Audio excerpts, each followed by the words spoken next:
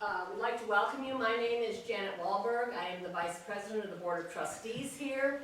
And I hope I do this okay, because I just got the word 5 minutes ago I was doing it. Anyway, we want to welcome you. What a great crowd to start off our series.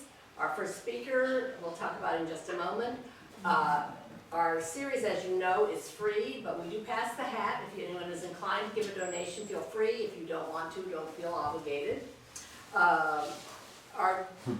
I'm going to tell you about our second lecture is on May 19th, and it's the 50th anniversary of the King of Sweden's visit. I'm sure some of you remember that, and Joni Blackman's going to be speaking on that.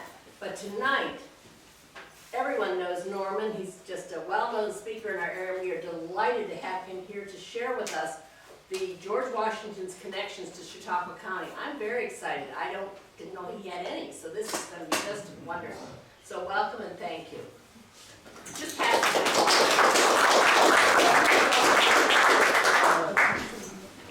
Well, thank you for coming this evening, ladies and gentlemen.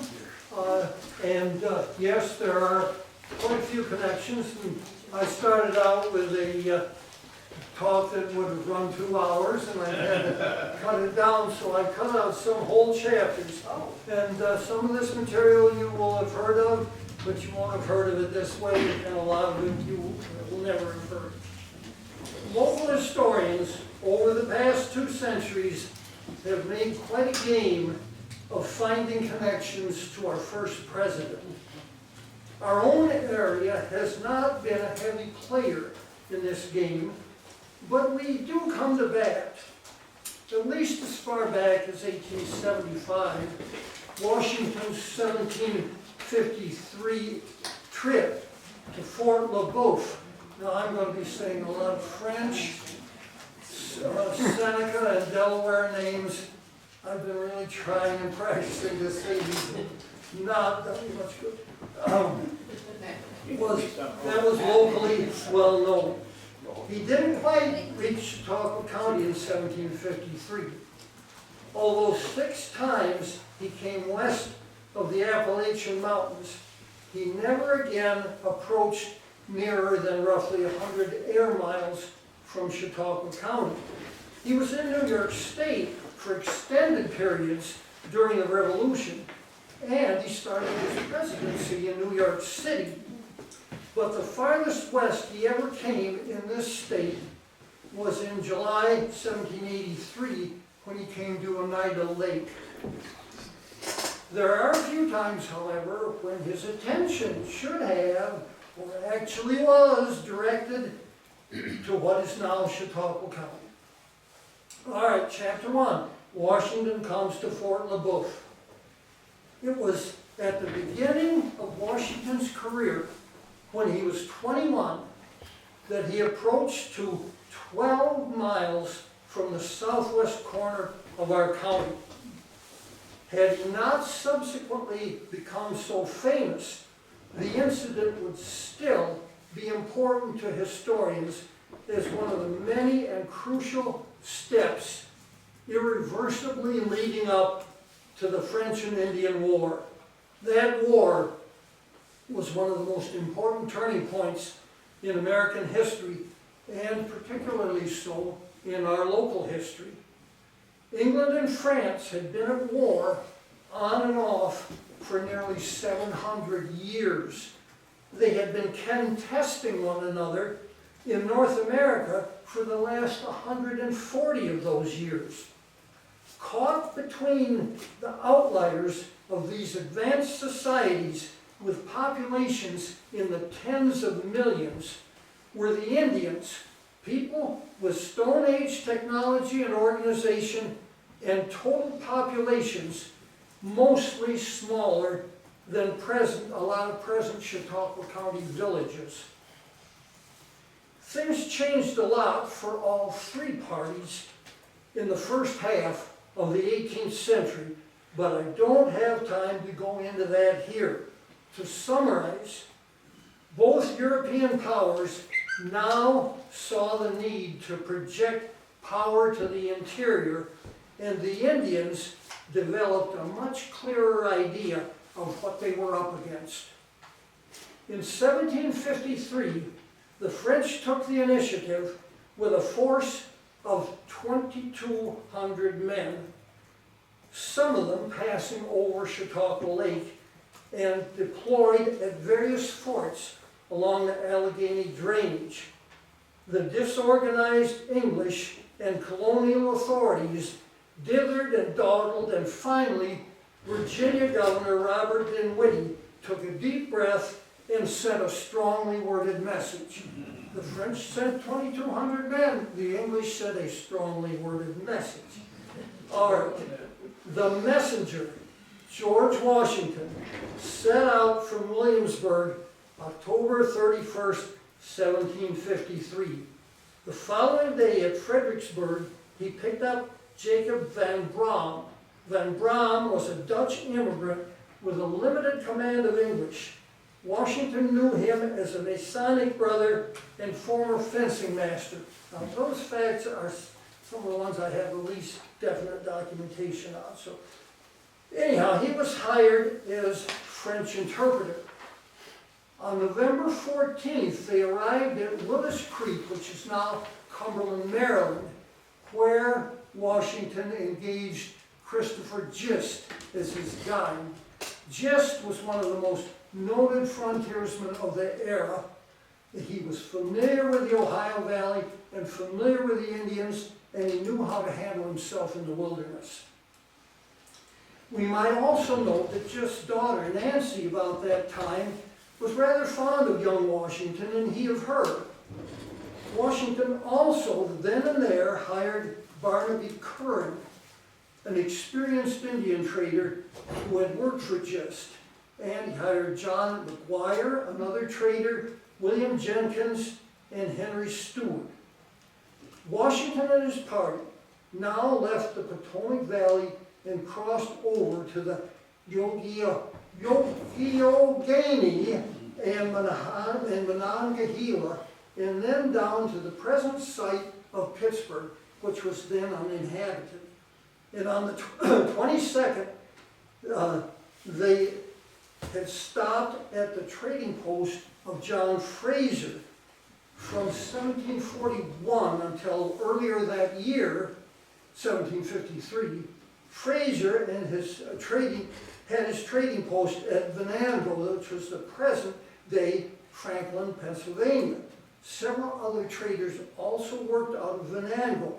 George Croghan, a Pennsylvania Irishman, had a storehouse at the present Irvine, less than 20 air miles, about 35 miles by water from Chautauqua Lake, as early as 1749. It seems almost certain that these English traders would have heard about the Chautauqua portage somewhere along the line from the Indians. On November 24th, Washington came to Logstown, near the present Economy in Ambridge, Pennsylvania, 18 miles downriver from the forks of the Ohio. This was one of the most important Indian towns in Pennsylvania, and it was as far as Captain William Trent had gone when he had set out as Governor Dinwiddie's first choice of messenger to the French. So Washington got as far as the first try, and now everything more was a plus. The following day, Tangareeson, or half-king, arrived in town. He was a Catawba by birth, captured young and raised as a Seneca. He was now serving as the Mingo chief and Iroquois representative. I should explain somewhere what the Mingos were, but it's a little complicated. They were like a sub-branch of the Iroquois in Pennsylvania. Washington asked him in private about the route and the country they had to travel.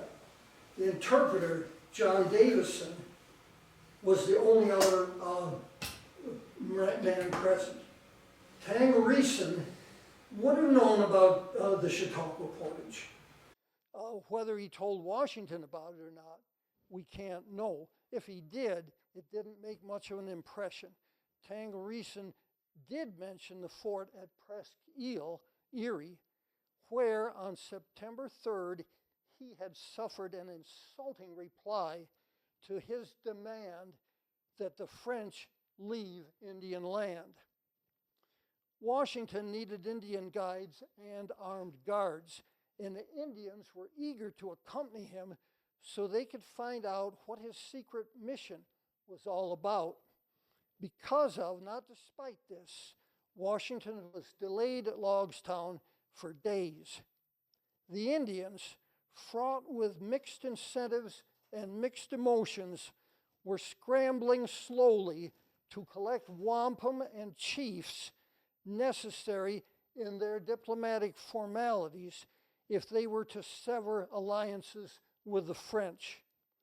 Tangareeson had little support behind him from his own Mingos, less still from the local Delawares and the Central Iroquois Council, which he served, and none at all from the local Shawnee. Washington was from a family interested in land development, and he was culturally a self-perceived Englishman. Even more than any of the French, he thought of the Indians as tedious obstacles in the long term, but valued allies in the short. While at Logstown, Washington encountered several other Indians who may have known the Chautauqua region. These included Shingas and Scoriaty, the Delaware chief, and an Oneida, and the first, Scoriaty, was a Delaware chief, and or Shingas was, and Scoriaty was an Oneida Mingo official.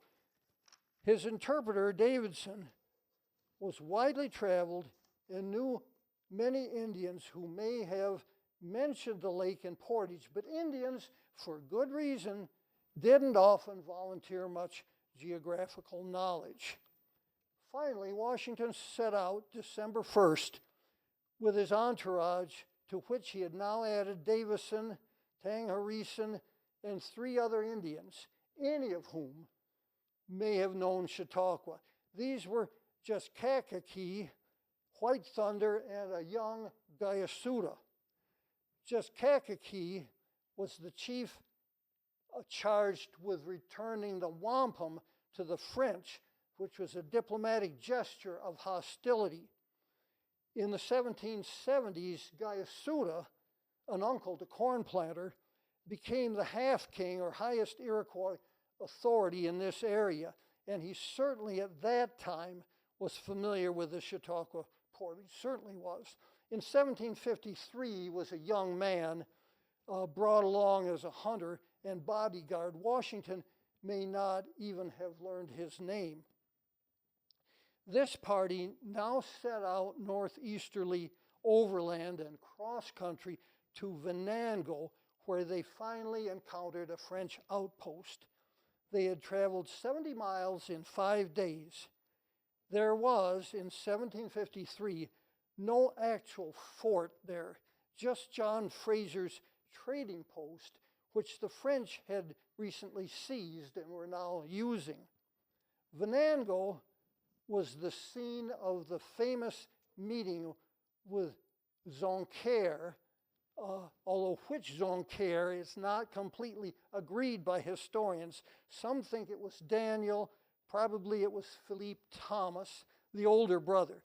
But Joncaire was the one whose tongue was loosened by wine when he made the boast that it was their design to take possession of the Ohio, and by God, they would do it. Although the English could raise 2 men to the French 1, they were too slow and dilatory to stop the French. Washington exploited the relaxed atmosphere to gather specific and accurate information about routes, forts, and distances. Washington always had a keen appreciation of intelligence information. He was the first to use the name, Washington was the first one to use the name French Creek, perhaps because he did not know or could not spell the French name Rivière aux Bouffes. Although Niagara Falls was an important fortification and supply point, he also failed to pick up that name terming it instead the Falls of Lake Erie. It's not surprising he did not pick up the name Chautauqua, especially in view of the fact the French were not using the Chautauqua route that year. Joncaire, ironically, probably knew the Chautauqua portage better than any of the other French officers that Washington encountered. He had been over it several times since 1739, perhaps even before.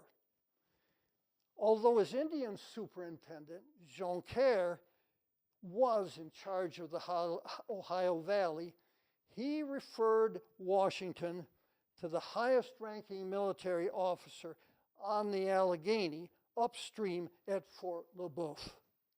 Washington and his party, again delayed by Indian diplomacy, set off December 6th, this time with a French escort, Pierre Pepin Laforce and 3 soldiers. Laforce was a good man with the Indians.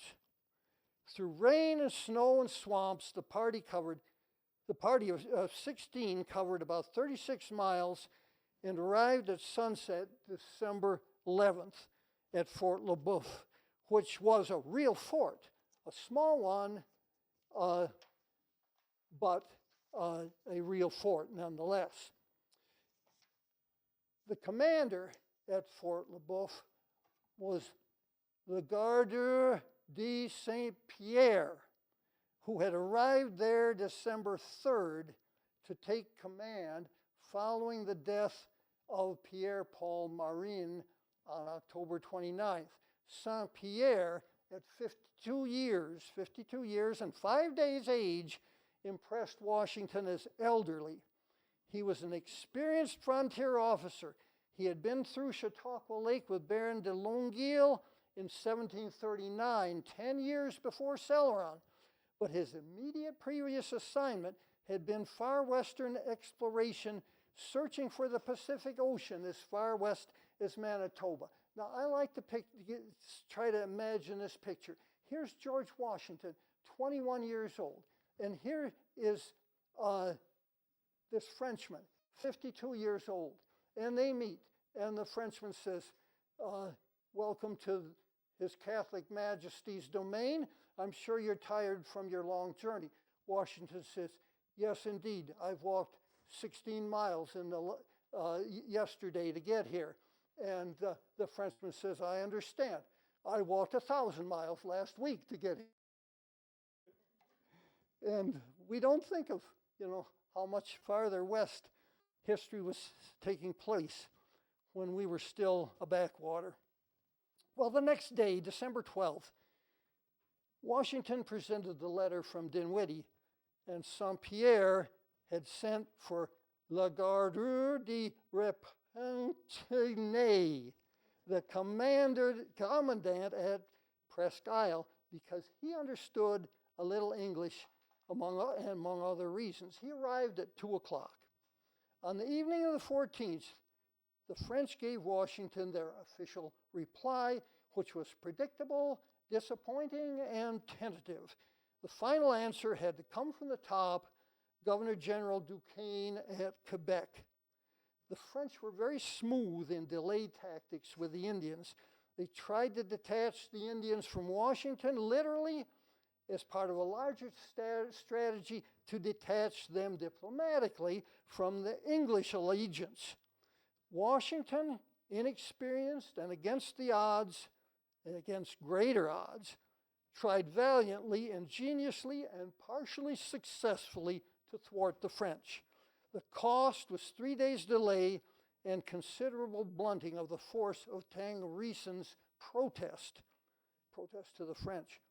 Washington used the first day to spy out the number of canoes made and being made near the fort. He realized he had to report this alarming development back to Dinwiddie as soon as possible, and with equal urgency that he had to retain the attachment of the Indians. So after an extremely difficult and hazardous journey, Washington reached Williamsburg January 16th and presented The French replied to Governor Dinwiddie the same day, and the following day he turned in his journal prepared from his daily notes. Chapter 2, Maps associated with Washington's 1753 journal. Washington submitted a map with his journal. He was a professional surveyor, and his map included every detail of his journey. It also showed the portage to Presque Isle. The right-hand edge cut off sharply there, just short of the Chautauqua region. He cut the Allegheny off sharply short of the edge in a manner that suggests he knew nothing reliable about the further headwaters, and his map fails to show portions of French Creek and LeBoeuf Creeks above Lake LeBoeuf, streams that are toward and in Chautauqua County. And there you have the map that is an illustration of that. This map was not published in the 18th century. Dinwiddie sent several copies of Washington's journal by different ships because it's high priority intelligence. So if one or two ships sank, why it would still get to London. Extracts from the journal were printed in London Magazine for June of 1754. Accompanying these was a map of the western parts of the colony of Virginia. Next map, which showed Washington's path and much more of the surrounding area than Washington's own map.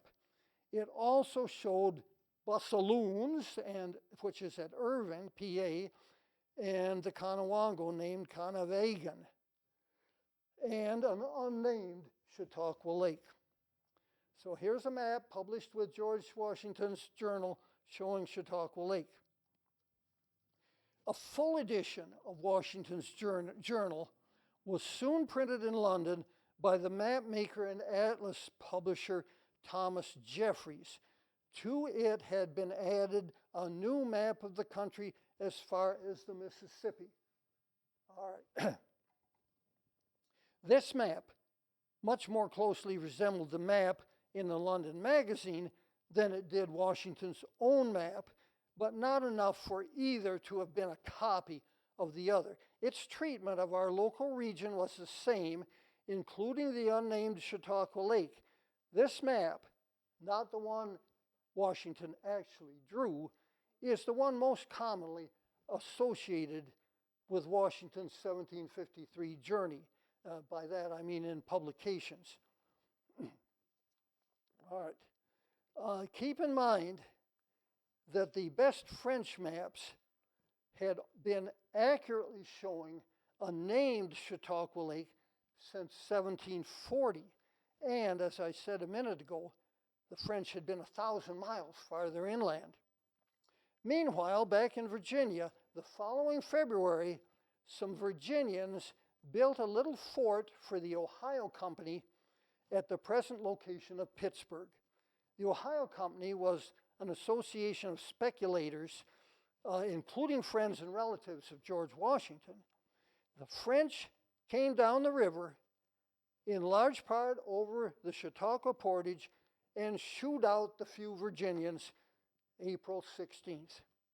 At the same time, Virginia was sending reinforcements toward the forks in the Ohio to support that little band that had built the fort.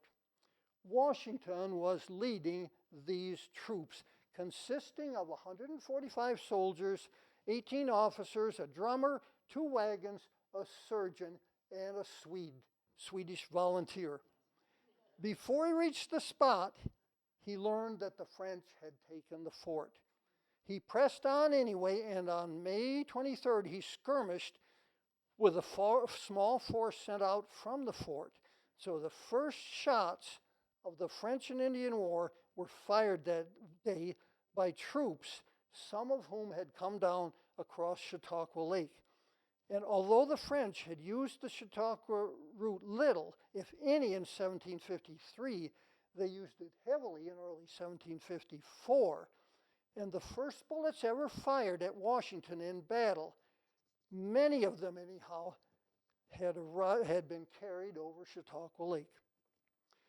The French sent out a larger force, and Washington was forced to surrender, the famous Fort Necessity, on July 4th, of all things. The French obtained Washington's new journal and notes of this expedition, and they translated it and published them in 1755 for propaganda purposes. With the journal was a map, different from but similar to the Jeffreys map of 1754. Again, it treated our area the same, including the unnamed Chautauqua Lake. All right, that's it right there. So far, we have 4 maps associated with Washington and the south shore of Lake Erie in one way or another for 1753 and 1754. One, the map he drew in 1753, of which 3 versions exist. 2, the map from the London Magazine. 3, the Jeffreys map, of which 2 versions exist. And 4, the French translation of the captured map. The original English is lost. All right, chapter 3, the Walker-Washington map. By 1770, a lot of water had gone under the bridge. Washington had been with Braddock on his disastrous attempt to retake Fort Duquesne in 1755, and he'd been with Forbes in his successful effort in 1758. Washington had married, had acquired title to Mount Vernon, had become a member of the House of Burgesses, and had taken on other public offices.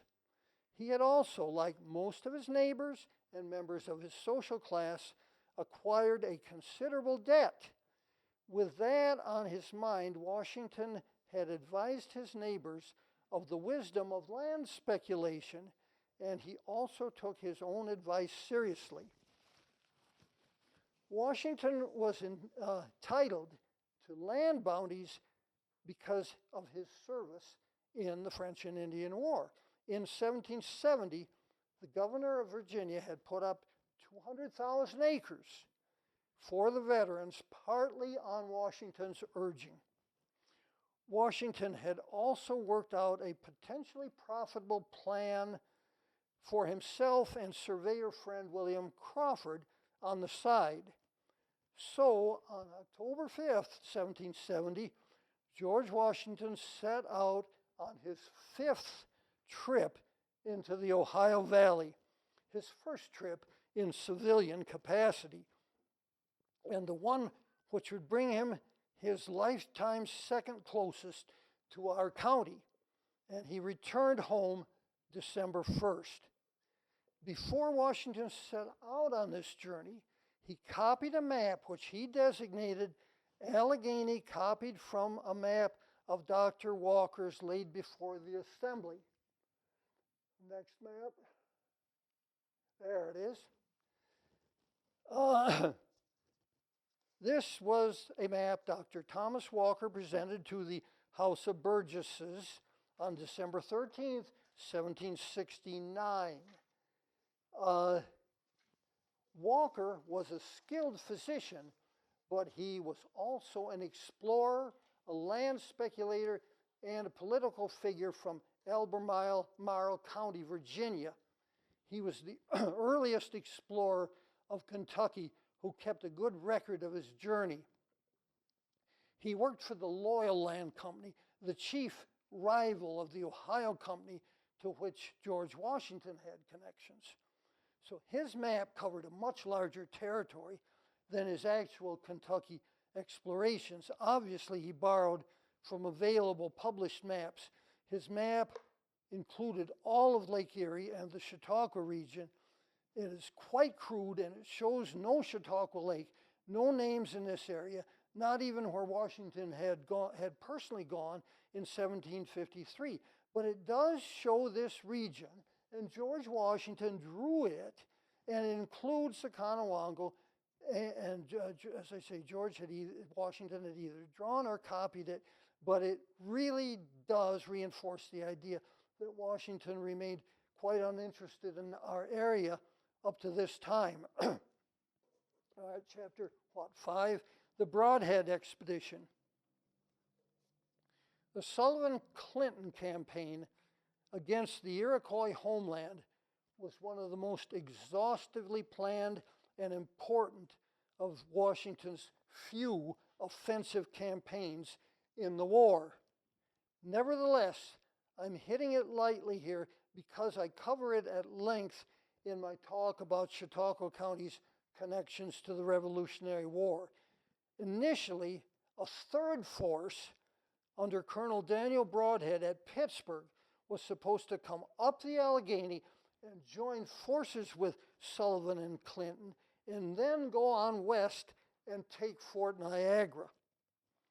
Washington made a determined effort to learn all he could about the routes the armies would have to take, including the route from Pittsburgh to Niagara, but he wasn't actually able to find out much. So he canceled Brodhead's part of the campaign. But Brodhead went ahead anyhow and came up as far as what is now the state line. Anyhow, in the process, Washington found a few informants who drew rough maps. The only one that seems to have survived, there it is, shows little more than the mouths of the unnamed Conewango and named French Creek. And there's French Creek and the Conewango.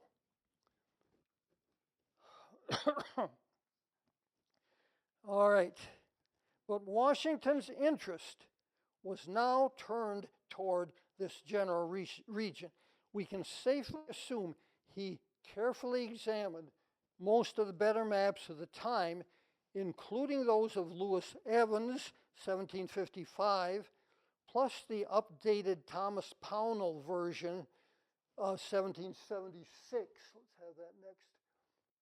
And there is the Pownall map, and there, Andrew was working on a blow-up of the Chautauqua region, but anyhow, there is Chautauqua Lake in 1776, although we can be pretty sure Washington looked at that map, but we don't have any actual evidence of that. All right, for reference, he'd looked at these for reference, and here's the well-known Pownall map. And he also would have looked at the map of Dr. John Mitchell from 1755, all of which showed a tiny named Chautauqua Lake, named. Mitchell had complete access to all the official sources when he drew his map, and these certainly would have included copies of many French maps. And Evans worked more directly from field sources and informants. He admitted limited knowledge or outright guesswork for the Allegheny headwaters, and what he did know of that river was from numerous traders and an otherwise unknown, very intelligent Indian called the Eagle. Despite Delaware Friends, white deserters from Fort Niagara, and other stray travelers, surprisingly little knowledge about the region above the state line or the location of the later Cornplanter grant was forthcoming, or at least surprisingly little was located and considered by Washington. Okay, chapter 6? George Washington's interest in the transportation route. Now we're after the war. George Washington's properties, both Mount Vernon and his western land investments, had been neglected during the war, the Revolutionary War. As part of his efforts to make corrections, he took a trip west in the fall of 1784. On October 4th, the day he returned from his western trip, he sat down and tabulated the distances and features of numerous possible connecting routes between the Atlantic and Mississippi drainages. He included calculations for a route from Detroit to Philadelphia via Erie or Presque Isle and French Creek. based on his own experience in 1753. He also considered a route around Niagara Falls and then from Lake Ontario through Oneida Lake to the Mohawk River. Washington did not calculate the Chautauqua route that day. 1788, 4 years later, was an extremely busy year for Washington. For one thing, it was the year the Constitution was up for ratification. But throughout that year, Washington was corresponding with General William Irvine, who had been the last officer to command at Pittsburgh in and immediately after the war. Irvine, of course, was aware of Chautauqua Lake, both from information he had gained at the fort and from explorations he had personally conducted in 1785. He had come up to the Conowongo from Warren, and is now where Warren is. He'd come up a short way, but he had found out what he could about Chautauqua Lake from two companions. One was Elijah Matthews, who had grown up as a captive at the location of Meadville, and from an Indian, and we don't know for sure if that Indian was Captain Crow, who was Cornplanter's son-in-law, or Allface, who was the village chief at Kindtone. Washington had apparently forgotten his earlier calculations of potential transportation routes through the mountains and about his late in the war correspondence with Irvine about routes for another possible attack on Pittsburgh, or on Niagara from Pittsburgh. 6.5 years later, and 2 years after his journey of exploration, Irvine was finishing a 2-year term as congressman from the Cumberland, Pennsylvania district. Washington wrote to him on January 10th of that busy year, 1788, with questions about the same water divides and portages he had considered on the day he returned from his western trip in 1784. He seems to have forgotten what Irvine had written in 1782 about the route above Conowongo. Now, Obed Edson in Young's History prints this exchange on pages 54 to 60, as alluded to above. Now, it was Obed Edson, not Andrew Young or Eliel T. Foote, who wrote the first chapter in Young's History. Most people don't realize that. Well, anyhow, that's the 1875 history. In it, Irvine tells Washington of the Chautauqua and Conowongo portages by name and recommends the Chautauqua route. He refers to Hutchins' map, and go back one. That's Hutchins' map. I'm afraid that's a little blurry version I got there. He refers to Hutchins' map, which, like several others, shows Jadaque, calls that very poor, which is true. He was, on October 6, Irvine sent Washington a map made or copied from the men in the State Line Survey, which, of course, State Line Survey was 1787. And I've turned that somewhat. This is east and west. This is the state line. And this is before the Erie Triangle was cut off. And you see that the Pennsylvania line at that time went out and had 2 miles of shoreline on Lake Erie. All right. He sent that map to Washington, made by or copied by men of the State Line Survey. Edson, Obed Edson, the great historian, mistakenly reports that this map shows Lake Chautaugh. Actually, it makes the narrows too long and puts Chautauqua in the upper lake and Qua in the lower lake. You can see that yourself. That's Chautauqua Lake. That's the State Line Survey, 1787. All right.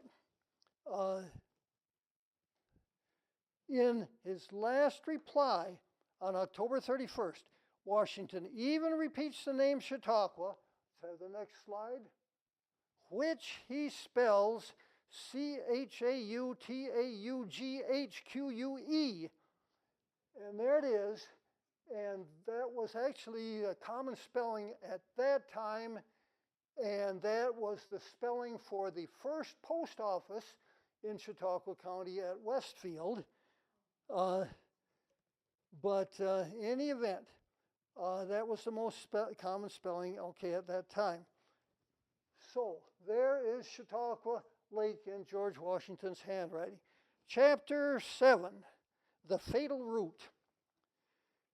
In October 1790, Cornplanter and 5 other Seneca Indians, Halftown, Big Tree, James Hutchins, Seneca Billy, and John Decker, came to Philadelphia with their translator, Joseph Nicholson, on an official mission to the Pennsylvania government to make numerous formal complaints. All of them had Chautauqua connections. Cornplanter had hunted the shores of the lake with his 2 sons summer after summer in the 1780s. Halftown was regional chief before Cornplanter moved in. Later, he was chief of the tiny village of Kyneton. John Decker was a veteran of the Hannistown raid, which passed over Chautauqua Lake in July of 1782. And he was born near Franklin, Pennsylvania, and was probably Cornplanter's cousin. He spoke some English. Nicholson was a captive who had lived with the Senecas most of his life. He had piloted Brodhead up the Allegheny in 1779 and was wounded in the skirmish below Warren. He already knew Washington. Nicholson was Washington's guide down the Ohio in 1770. He spoke 7 languages. At this time, the seat of the federal government, and George Washington with it, moved from New York to Philadelphia. So the Senecas took the opportunity to bring their grievances to the president. On December 1st, 1790, Cornplanter delivered his rehearsed and memorized 2,800 word speech to George Washington, about half as long as my speech tonight. It is signed by Cornplanter, Halftown, and Big Tree, and written in the first person plural. This speech was largely about the harsh terms imposed at treaties, including Second Treaty of Fort Stanwix, the Treaty of Fort Harmar, also about the Livingston 999-year leases, which is an interesting, complex story, and the Phelps and Gorham sale. Cornplanter essentially appealed to Washington's honor and mercy. He also indicated the Indians were resigned to adopting white farming methods and needed help. Early in the second half of the speech, after most of the specifics were taken care of, Cornplanter brought up the fatal route. And I'm assuming that all of you know one of the supposed meanings of Chautauqua. Well, a couple of them have to do with the fatal route. This is a quote from Cornplanter. "Father, you have said we are in your hand, and by closing it, you would crush us to nothing. Are you determined to crush us? If so, tell us so, that those of our nation who have become your children and have determined to die so, may know what to do. In this case, one chief has said he would ask you to put him out of his pain.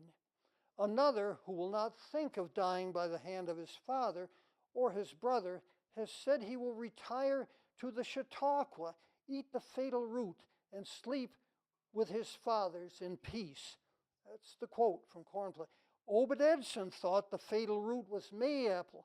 However, we can be confident that it was actually wild parsnip, Circuita maculata, and this grows in wet places and was commonly employed for suicide by the Iroquois, particularly the women, and probably is so to this day, and its effects are much more unpleasant than the legend implies. In later exchanges with Washington in this same series of back and forth talks, Cornplanter addressed an agreement to guarantee both Indians and whites free passage in Chautauqua Lake if the new boundary put the lake in the state of Pennsylvania. We're talking now about the western boundary, not the south boundary. And that hadn't been drawn yet. The Indians were also guaranteed half the fish in the lake. So George Washington heard about Chautauqua a couple of times from Cornplanter. All right, chapter 8. George Washington did not sleep here. If you live on the western edge of Chautauqua County, no doubt you have heard the assertion that George Washington visited Findlay Lake or even Chautauqua Lake in 1753. I can trace the story back to a local historian named Carlson Robertson. He was active in the Boy Scouts and the County Historical Society in the 1930s, and he was town historian for Mina in the 1940s. He wrote a manuscript, probably in 1936, and a copy of which is in the Fenton Historical Society library, and another one in the Chautauqua County Historical Society archives. And I quote, "It seems that when Washington was on his famous mission to the French, he originally had orders to go to Fort Niagara, which was the real headquarters of the French army. He visited Fort Le Boeuf, as everyone knows, then set out for Niagara, crossing the northern edge of our town and en route. But when he neared the upper end of Chautauqua Lake, the inclement weather and the hostility of the Indians convinced him that it was both superfluous and foolhardy to continue further. He turned back. Night found him and his one companion, probably Christopher Gist, at the shore of a small woodland lake with an island in the middle. He built a crude raft in the storm and managed to reach the island, where they found refuge from the Indians and the weather in a heavy thicket of hemlocks. There they stayed for 3 days, then walked ashore on the ice which had formed during their visit. The place where they are supposed to have built the raft is at the point which extends into the lake towards the Big Island." Now, this was repeated by Judge Lee L. Ottaway in talks for the County Historical Society in 1940 and 1956, and in the Post-Journal in 1974 and 2018. To be fair, other than Robertson, all the accounts did describe the story as a legend the 2018 Post-Journal accepted. There is a historical marker on the island to this day put up by the property owner. Am I correct? I could not find a picture. I could not find a picture. I'm not sure of the actual wording, and it is the source of some local discord. In my longer paper, I tell the incident that seems to have inspired this story. The real island was in the Allegheny River, now within the city of Pittsburgh, probably the Lawrenceville neighborhood. Washington never had any authority, much less orders, to take his case beyond the frontier forts, and he never mentions Niagara in his report, and the French headquarters was in Quebec, not Niagara. All right, next chapter, Washington and the Kinzua Dam. I'm running out of time, so I will very briefly mention the 1794 Canandaigua Treaty that is at issue in the Kinzua Dam controversy. That's the treaty mentioned on the bumper stickers. Can we have an image of the treaty? All right, this is pretty hard to read. This is out of Arthur Parker's History of the Senecas.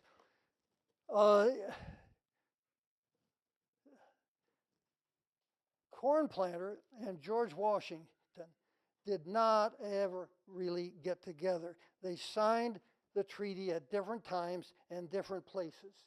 Johnny Cash did not write the song As Long as the Grass Shall Grow. He had a hit with it in 1964, but Peter Lafarge, can we have the next slide? No, there. All right, Peter Lafarge recorded it in 1962 for Folkways Records. And the phrase, as long as the grass shall grow, does not appear in the treaty or any Indian treaty that I've ever read, and I've read quite a few. But it does appear in a lot of the negotiations for Indian treaties. I've traced it back as far as 1682 to the mouth of William Penn. Whether he coined it or got it from an uncredited Delaware Indian, I do not know. A Dutch version of it does occur in a treaty of 1613, but that whole treaty is a fake. So, in closing, I'm going to skip all the Revolutionary War veterans who saw or met Washington in the war or later, all the mementos, all the streets, boats, and schools in the county named for George Washington, and I'll end with a quote from the diary of Halliday Jackson, one of the Quakers from the mission on the reservation just 10 miles from Chautauqua County. It is geographically the closest record we have of a response to the news of Washington's death. Now, the new year being come, in the first month on the last day of the month, I received letters from my kinspeople in the land of my nativity, and from the great city, and there was many sayings written therein. And it was made known unto me that George, who in the days of old was chief ruler of the people of the provinces, was dead, and his death was lamented sore in the great city and throughout all the cities of the people of the provinces, because his fame was great and his worthy acts was known among the nations. And the great Sanhedrim ceased from their counseling and put on their mourning apparel, and all the rulers and counselors in the great city and those that were in public office under the great Sanhedrim did cease to execute judgment in those days, and their countenance was sad, and the voice of mourning was heard in the streets, because the champion of the people of the provinces was dead.